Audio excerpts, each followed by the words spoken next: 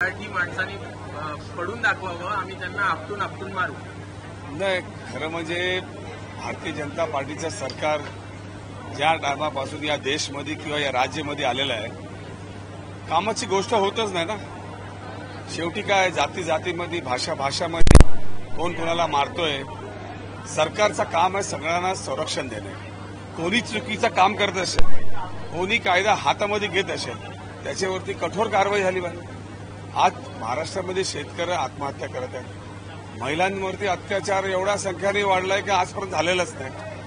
आणि आता भाषामध्ये मराठी भाषा लोकांनी शिकलीच पाहिजे आणि आलंच पाहिजे.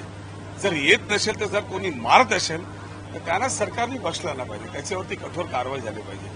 मग ते गुजराती असू दे, सगळ्यांना आज प्रगती कुठे चालली आहे, आजूबाजूचे देश कुठे चालले. जर चायनाला बघायला गेलो तर ते 3 दिवसामध्ये पूल बांधत आहेत, त्यांची स्वतःची एअर टॅक्सी येत आहे. आणि आपण फक्त जाती आणि भाषा आणि मंदिर आणि मस्जिदमध्ये अडकलेलो आहे. लोकांना कामकाज नाही, याच्यावरती चर्चा होत नाही. आणि मीडियाला पण अशीच गोष्टावरती जास्त लक्ष देण्याची काही गरज नाही. भाषा हे शिकणं गरजेचं आहे, पण नाही शिकलं तर त्याच्यात काही चुकीचं नाही. त्याच्यात हिंदी भाषिकांना मारताय, उर्दू बोलणाऱ्यांना मारून दाखवा, असं निशिकांत दुबे जो भाजपचा खासदार आहे तो बोलतो. आता पार्लिमेंट असू द्या की विधानसभा असू द्या, मूर्खांची संख्या आणि क्रिमिनल लोकांची संख्या वाढतच चालली आहे. तर तुम्ही काय अपेक्षा करू शकता.